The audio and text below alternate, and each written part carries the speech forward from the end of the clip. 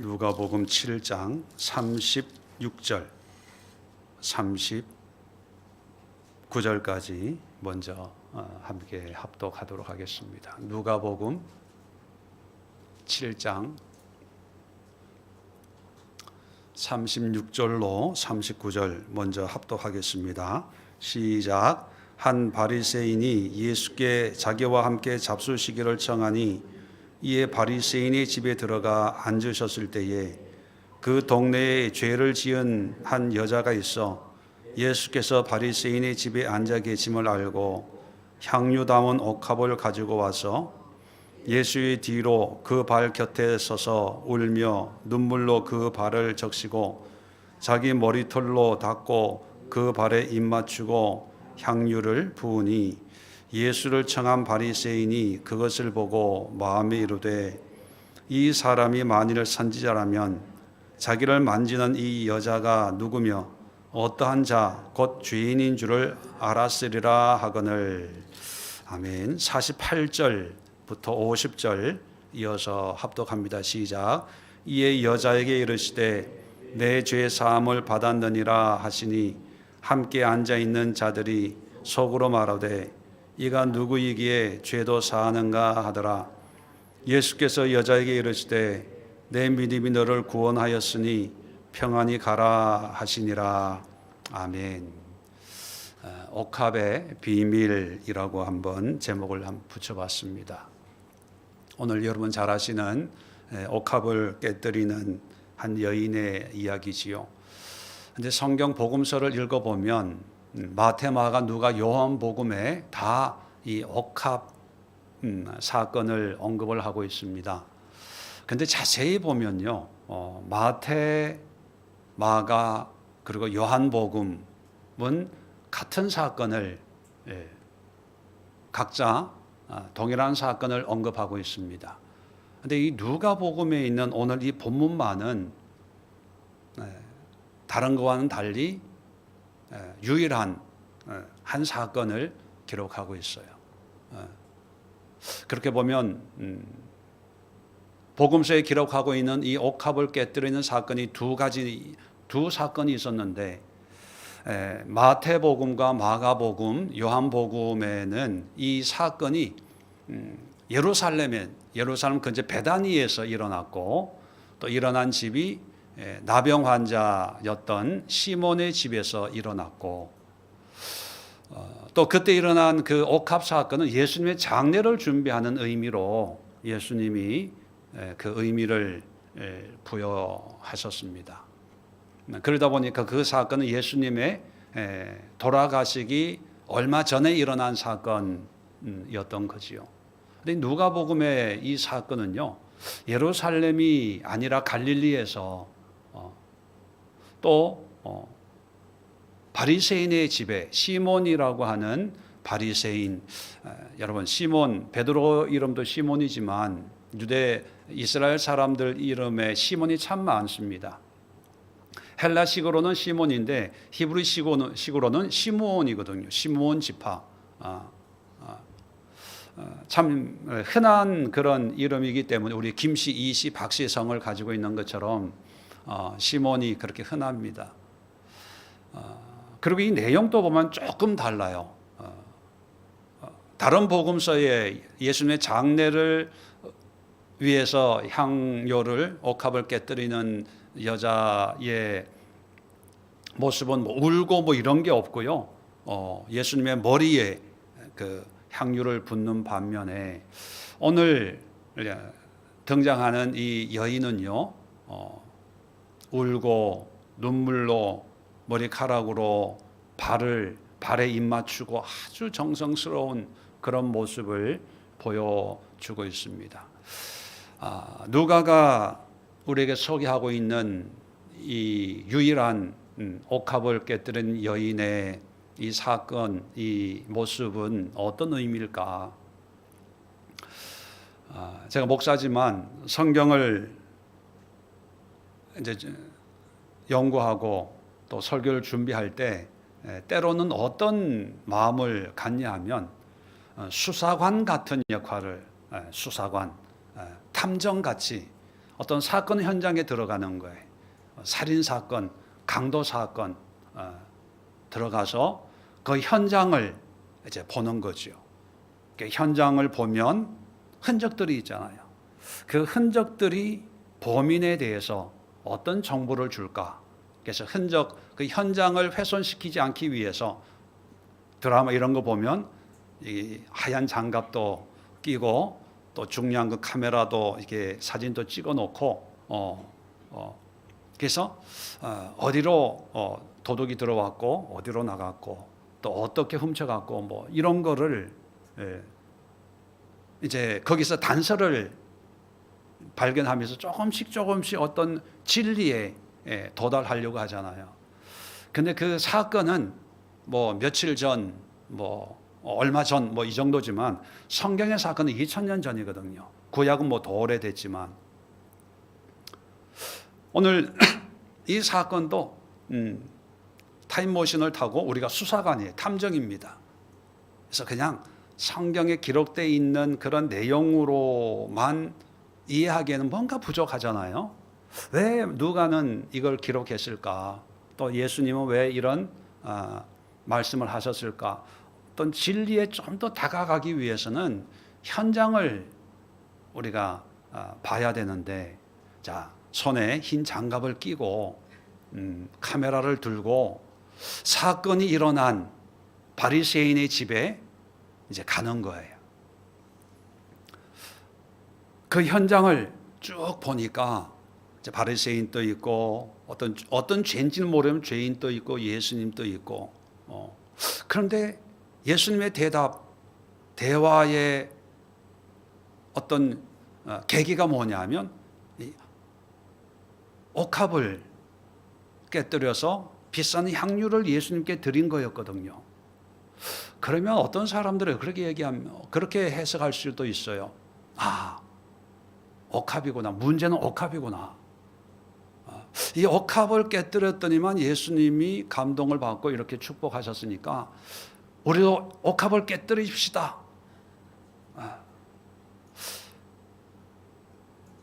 여러분 깨뜨리세요. 하나님 앞에 드리세요. 이거는요 가장 초보적인 현장 검증에 왜 현장에 옥합이 있었거든요. 그 옥합이 깨어진 거예요. 그래서 가장 초짜들이 생각할 때 여기에 사건의 발단은 옥합을 깨뜨린 거였구나. 그럼 우리도 깨뜨리면 되겠네.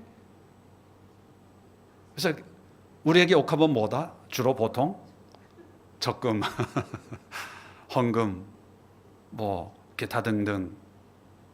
그런데 진실은 그렇게 현장에 금방 드러날 때도 있지만 그 안에 아주 깊이 잠재되어 있을 수가 있다는 거예요. 좀 더 왜 이 여인은 옥합을 여기서 깨뜨렸을까? 그것도 하필은 바리새인 집에, 자기 집에 초대하면 될 텐데 왜 하필 옥합이었을까? 또 옥합을 깨뜨렸을 때 왜 예수님은 내 믿음이 크다라고 말씀했을까? 그럼 지금까지 옥합을 깨뜨리는 사람이 한 사람도 없었을까? 여러 가지 추측을 할 수 있지 않습니까? 그런 걸 통해서 조금 더 예수님의 마음, 진리에 좀 더 다가가기 위해서는 좀 더 현장을 면밀히 살펴봐야 되는데 현장의 배경이 바리새인의 집입니다. 바리새인은 예수님을 그렇게 이쁘게 안 보는 사람들이죠. 그래서 이 사람도 어떤 연유에서 초대했는지 모르지만 환영도 안 하고 씻을 물도 안 주고 또 팔레스타인 지역은 물이 없기 때문에 샤워를 잘 못해요. 그러다 보니까 귀한 손님이 오면 그 냄새를 좋게 하는 그런 몸에 향수를 뿌리는데 그런 것도 안 했던 것 같아요. 나중에 예수님이 책망한 걸 보면 그럼에도 불구하고 예수님이 가셨어요. 근데 식사를 같이 하고 있는데 그런데 한 죄인인 여자가 거기에 서 있는 거예요.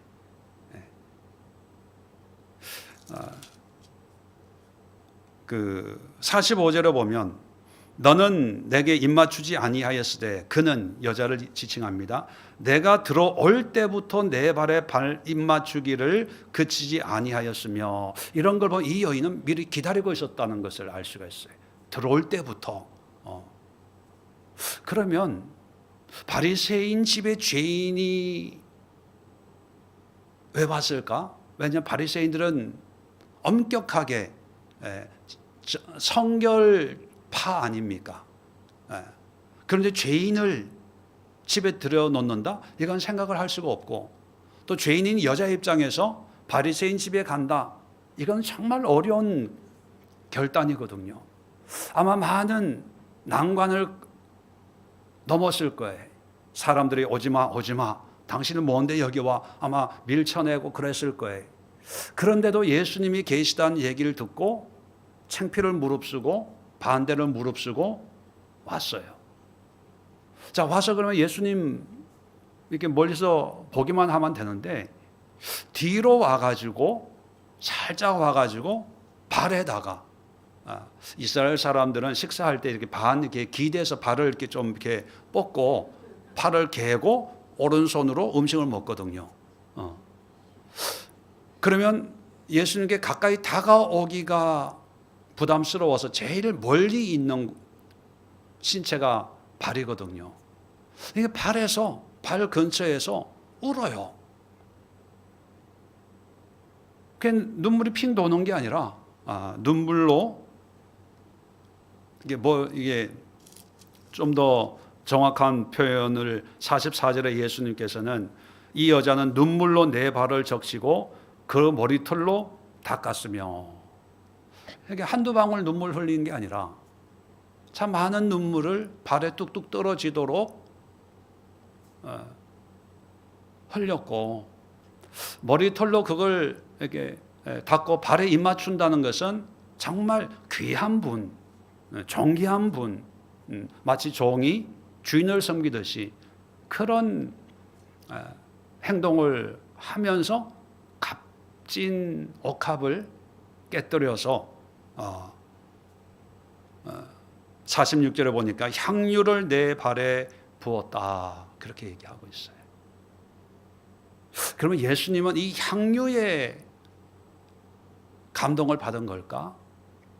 그게 아니라는 거예요. 향유는 하나의 드러나는 물증이에요. 증거인데, 근데 이 증거가 어떤 연유에 의해서 이게 깨어지고 이런 사건이 일어났는가, 그 내막을 보면, 오늘 본문으로는 안 읽었지만 41절부터 예수님이 50데나리온 빚진 자, 500데나리온 빚진 자를 비교하면서 다 탕감해 줬을 때 누가 더 사랑하겠냐, 이런 말씀을 하거든요. 그랬다면 많이 탕감받은 사람이 더 사랑하는 게 당연한 게 아닙니까? 이런 대답을 해요. 그러면서 42절에 네 말이 맞다. 그 얘기는 뭡니까? 이 여자는요, 옥합이 문제가 아니라, 옥합은 하나의 드러나는 현상이고, 그 전에 예수님을 사랑하는 사람이었어요. 사랑. 옥합을 보지 말고 그 전에 사랑을 봐야 돼요. 예수님을 사랑하는, 비록 자기가 죄인이고 사랑할 자격이 없고 또 사랑할 수 있는 위치에 있지는 않지만, 어떤 경로를 통해서 예수님에 대한 말씀을 듣고 이제 갈릴리 사역을 한창 왕성하게 하고 있는 한 1, 2년 지난 그런 시점이기 때문에 예수님의 소문을, 또 직접 예수님의 말씀을 들은 여자일 겁니다. 그 예수님의 말씀을 듣고 그 예수님이 누구인가를 알고 예수님에 대한 그런 사랑의 마음, 존경의 마음을 가지고 있다가 어느 날 집 근처 바리새인 집에 예수님이 오신다는 얘기를 듣고 그 예수님께 나온 거예요.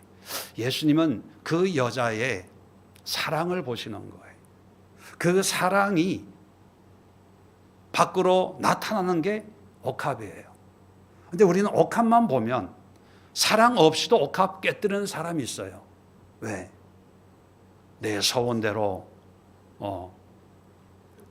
내 믿음이 너를 구원하였으니 평안히 가라. 하나님의 축복을 얻으려고 사랑 없이 적금 깰 수 있어요. 사랑 없이 헌금 100만 원, 1000만 원 할 수 있어요. 사랑 없이 순종할 수 있어요. 왜? 이게 옥합이라고 생각하거든요. 근데 여러분, 옥합보다 더 중요한 게 예수님에 대한 사랑이에요. 두 번째는 뭐냐? 왜 울었을까? 바리새인도 이 여자가 죄인이라는 걸 알아요. 온 동네 사람이 아는 사람이에요. 근데 이 여자도 자기가 알겠죠. 자기가 어떤 삶을 살고 있는지 동네 사람도 알고 자기도 알고 물론 예수님도 아셨겠죠. 그래서 내 죄 사함을 받았느니라 48절에 얘기하는 걸 보면 다 알고 있는 그런 상황입니다. 그런데 이 여자가 예수님 앞에 눈물로 발을 적시고 머리로 그걸 닦고 값비싼 이 향유를 발에 붓고 하는 건 어떤 의미일까요? 일반적으로 눈물이라고 하는 것은 예수님 앞에 어떤 회개에 그리고 발에 입맞춘다라고 하는 것은 철저히 낮아지고 겸손해지고 내 존재를 종처럼 아무것도 아닌 것처럼 여기는 그게 전통적인 회개의 모습이거든요. 회개의 모습. 옥합을 깨뜨린 것 때문에 예수님의 인정을 받은 게 아니라 이 여인은요 예수님의 말씀을 그 전에 오늘 이전에 감동을 받고 자기가 죄인인 걸 깨닫고 있었는데 예수님이 오신다는 얘기를 듣고 애지중지하는 그 향유를 가지고 발에 뿌리면서 여러 가지 의미의 눈물이었겠지요. 후회도 있고 회환도 있고 거기에는 억울함도 있고 자기 삶에 세상 사람들이 바라보는 죄인이라고 하는 거기에 대해서 여러 가지 할 말이 참 많았겠지요. 그 모든 어떤 그 이유와 설명이 그냥 하염없는 눈물로 쏟아졌을 때 이미 그 안에는 예수님 앞에 하나님 앞에 내 죄에 대한 내 삶에 대한 온전한 회개가 녹아져 있는 거죠. 그 회개가 보이지 않는 내면에 일어난 영적인 회개가 현상으로 나타나는 게 옥합이 깨지는 거예요. 세 번째는 믿음입니다. 예수님은 50절에 내 믿음이 너를 구원하였다. 이 여인의 믿음을 보시는 거예요. 우리는 옥합을 봐요. 얼마짜리일까? 나중에 예수님의 장례일 때 장례 6월절 며칠 앞두고 마리아가 옥합을 깼을 때 야 이거 팔아서 뭐 구제하면 되지 뭐 그러잖아요. 그런데 예수님은요 그 마음을 보시는 거예요. 마음을 놔둬라 내 장례를 준비하기 위함이다. 그랬던 것처럼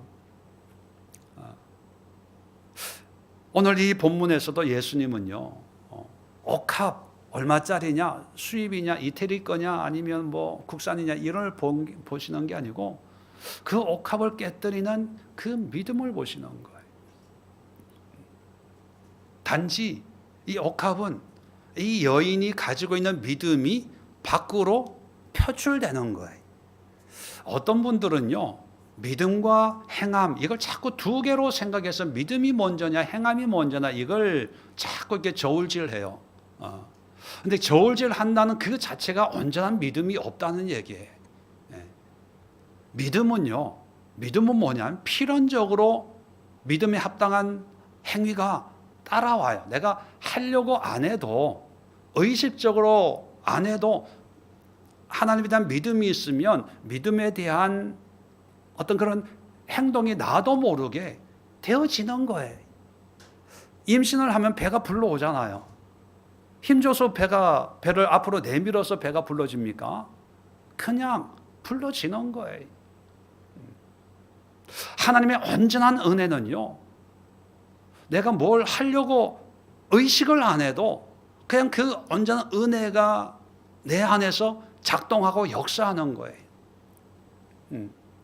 하나님의 말씀은 운동력이 있다, 생명이 있다, 생명력이 있다 이런 말씀을 하잖아요. 그건 뭐냐면 말씀의 은혜, 말씀이 내 속에 들어오면 그 말씀이 작동을 하는 거예요. 작동을. 그러니까 이걸 뭐 구원, 믿음과 뭐 어떤 행함 이게 뭐가 먼저냐 이렇게 얘기하는 게 이게 말이 안 되는 거예요. 근데 그걸 얘기한다는 얘기는 뭐냐면 내가 가진 믿음이 온전한 믿음이 아니고 반대로 내가 뭔가 한다고 하는 그것이 온전한 믿음에서 생겨나는 게 아닐 수 있다는 거예요. 이 여인은 그냥 옥합을 깨트렸어요. 근데 예수님은 그것이 바로 믿음의 표현인 것을 보시는 거죠. 그렇다면 우리도 이 여인처럼 예수님 앞에 어떤 진정한 예수님이 나의 구세주고 나의 하나님이시고 이런 예수님에 대한 어떤 영적인 관계가 회복이 되면 거기에 따른 필연적인 어떤 변화가 자연스럽게 나타나는 거예요. 그래서 이 여인에게는 물론 뭐 가정 환경이 어떤지 모르지만 이 향유를 드린다는 게 그렇게 아까운 게 아니고 막 망설여지는 게 아니고 막 계산하는 게 아니고 반만 드리고 반 다시 가져올까 뭐 이렇게 계산적인 것이 아니라 그냥 이것이 즐겁고 행복하고 감사하고 더 드릴 것이 없어서 이거밖에 안 됩니다. 어떤 그런 고백이 바로 이 옥합이라는 것이요. 그래서 여인이 구원받은 건 옥합을 깨뜨려서가 아니라 옥합을 드릴 수 있는 믿음이 있었던 거예요. 마지막으로 네 번째가 뭐냐면 50절 끝에 보면 내 믿음이 너를 구원하였으니 평안히 가라. 평안이 샬롬이거든요. 자, 이 성경에서의 평안, 샬롬은요, 환경적인 게 절대로 아닙니다. 어떤 말씀, 어떤 상황에서도 평안하냐, 뭐 이렇게 평안하라, 평안을 내가 너에게 준다 할 때 그 평안, 샬롬, 헬라어로 에이레네라는 말은요, 환경적으로 이제 문제 없는 삶을 살겠구나, 모든 문제가 해결되겠구나 이런 의미가 아니라 하나님과의 관계가 이제 회복이 됐다. 하나님과의 관계에서 이제 평안이 이루어졌다. 우리 3부 예배 때 말씀으로 표현하면 하나님의 정상성과 인간의 정상성이 이제 온전히 회복이 됐다. 그런 뜻이에요. 그러니까 성경에서 평안을 얘기한다고 해서 내 삶에 어려운 문제가 생기는 게 안 생기는 게 아니라는 거예요. 어려운 문제가 생기더라도 하나님과의 관계에서 기도와 예배와 찬송과 말씀과 이런 관계를 유지할 수 있는. 그래서 어떤 세상에 어떤 로마서 8장에 있잖아요. 환난이나 핍박이나 칼이나 적신이냐 하나님의 사랑에서 우리를 끊을 수 있는 것은 이 세상에 아무것도 없다. 이런 고백을 하잖아요. 하나님과의 샬롬이 이루어졌기 때문에 이제 어떤 환경 여건 속에 있더라도 하나님의 사랑에서 끊을 수 없는 그런 관계다. 이게 예수님이 이 여인에게 그런 사랑과 회개의 마음과 믿음을 보시고 이 여인에게 베푸신 은혜가 평안, 샬롬에. 그러면 이 여인은 이제 어떻게 하면 이 평안을 계속 유지해 나갈 수 있겠습니까? 하나님과의 관계에서. 이제 죄도 회개로 말미암아 예수님이 사함 받았다 선언해 줬으니까 뭐 이제 새 사람 돼야지 뭐 해야지 설명을 안 해도 이 여인은 그런 옥합을 깨뜨리는 어떤 이런 퍼포먼스를 통해서 자기 스스로도 깨닫고 변화된 삶을 이제 예수님 앞에 고백하는 그런 의미의 행위를 했고 그거를 또 예수님이 보셔서 그래 앞으로 하나님 안에서 평안을 누리며 살아라. 이런 축복의 말씀을 한 것을 오늘 기록하고 있다는 것입니다. 그렇다면 우리에게 옥합과 같은 역할을 하는 게 뭘까 한번 생각해 보세요. 여러분에게 예수님에 대한 사랑, 또 여러분의 삶의 회개. 여러분, 회개라고 해서 이 죄진 여자가 무슨 죄를 졌는지 모르지만 나는 죄진 거 없어. 어떤 회개를 어떤 범법, 어떤 죄, 우리가 보통 이 이야기하고 생각하는 어떤 그런 거짓말하고 뭐 주일 성수 안 하고 사기치고 이런 것만 얘기하는 게 아니고, 성경에서 죄는 뭡니까? 하나님의 정상성과 인간의 정상성을 어기는 거, 모든 거예요. 윤리 도덕적으로 공자맹자도 죄인이에요. 그죠? 윤리 도덕적으로 산다고 해서 고상하게 사는 게 아니라 오히려 그런 삶이 더 문제가 많은, 자기 의로, 자기 체면, 자기 자아로 더 심각한 죄인일 수 있습니다. 과연 나는 내 죄의 모습을 회개하는, 하나님 앞에 통해 자복하는 그런 모습을 외적으로 표현하는 어떤 그런 옥합 같은 어떤 그런 모습이 뭐가 있을까? 나의 믿음을 믿습니다 하는 걸로 끝나는 게 아니고 내 삶에 나도 모르게 나타나고 드러나는 어떤 옥합 같은 게 뭐가 있을까? 하나님과의 평안, 그 평안을 보여줄 수 있는 깨어진 옥합, 병, 유리 조각 같은 그런 것들이 있을까? 오늘날 우리의 신앙 상황 속에서는요, 사랑, 회개, 믿음, 하나님과의 평안, 이게 다 보이지 않는 소위 말하는 영적인 영역이라고 얘기를 해요. 보여줄 수도 없고 볼 수도 없고 그냥 내 생각으로, 내 느낌으로, 내 믿음으로 다 그래요. 그래서 위험한 거예요.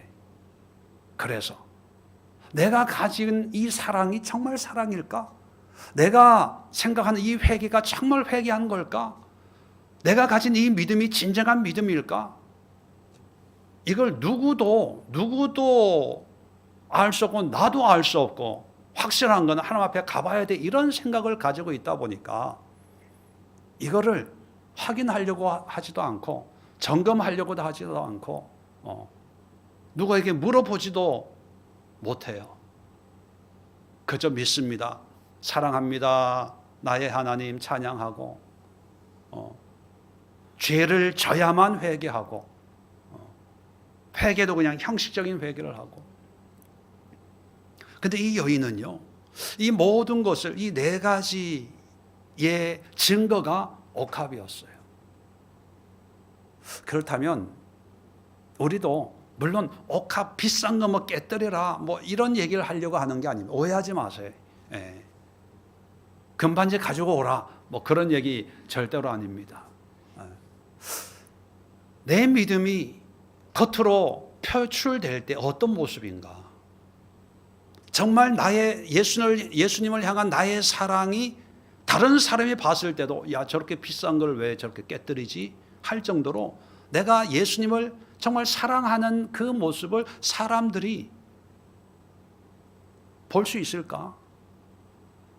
내가 회개의 삶을 살고 있는 것을 사람들이 볼 수 있을까? 저는 보여준다고, 어느 정도 매일은 아니지만 또 이렇게 보이려고 뭐 이렇게 쇼하고 그런 건 아니지만 자이든 타이든 그게 보여져야 된다고 저는 봅니다. 그게 구원에 합당한 삶을 사는 성도들의 모습이거든요. 한국교회가 왜 이 지경이 됐냐 하면 자꾸 영적으로만 생각을 해서 그래. 영적으로. 믿음. 은혜.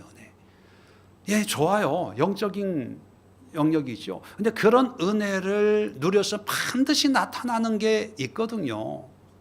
우리가 임신했는데도 배가 안 불러와. 그러면 상상 임신이라 그러잖아요.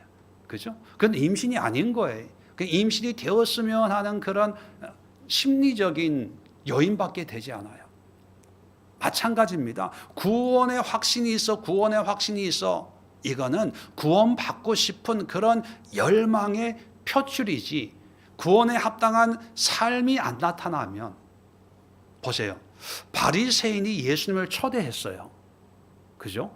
예수님을 초대하는 의도가 뭔지는 모르지만 참 대단한 용기이고 또 시도입니다. 식사 대접을 합니다. 그런데 은혜의 주인공은 누구예요? 죄인 여자예요.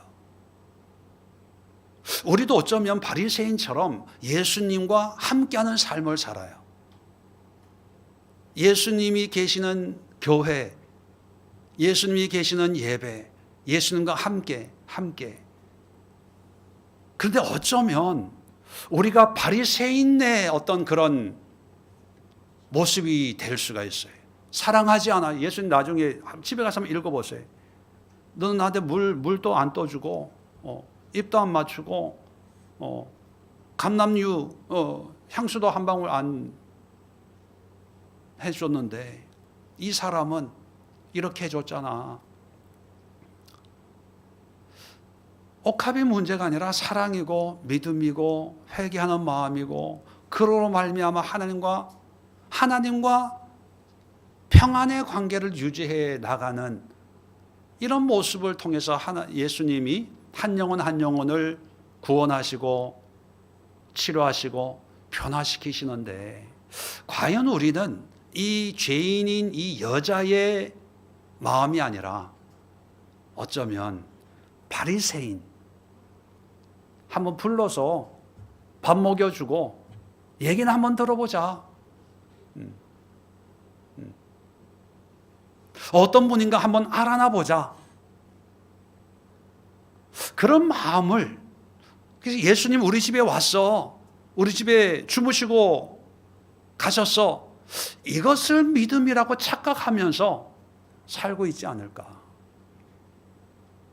오늘 기도하시면서 내가 깨뜨린 옥합 같은 그런 것은 과연 뭐가 있을까? 그 깨뜨림으로 해서 나의 사랑이, 나의 믿음이, 내가 가진 예수님이 주신 그 평안이 어떻게 보여지는지, 나타나는지, 과연 내가 깨뜨린 신앙의 모습들은 뭐가 있는지 한번 생각해 보시고 기도해 보시고, 만약에 아직 그런 게 없다면 깨트려야 되는데 뭘 가지고 깨트려야 되냐? 옥합의 어떤 그런 적이 아니고 과연 나에게 예수님에 대한 사랑이 있나? 정말 내가 예수님을 사랑하나? 사랑이 없으면 깨뜨려도 소용이 없어요. 돈 낭비예요. 여러분, 헌금한 거, 사랑 없이 헌금한 거 있다면요, 다시 환불해달라 그러세요.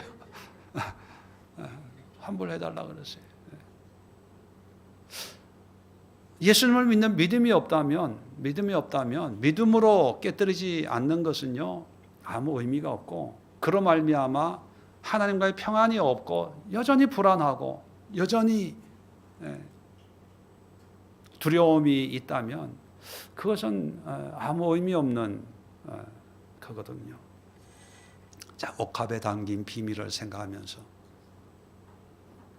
나에게도 옥합 속에 담긴 이 네 가지 비밀의 은혜가 우리 삶 속에 주님 앞에, 주님과 나 사이에 나타나기를 원합니다. 함께 기도하는 시간 갖도록 하겠습니다.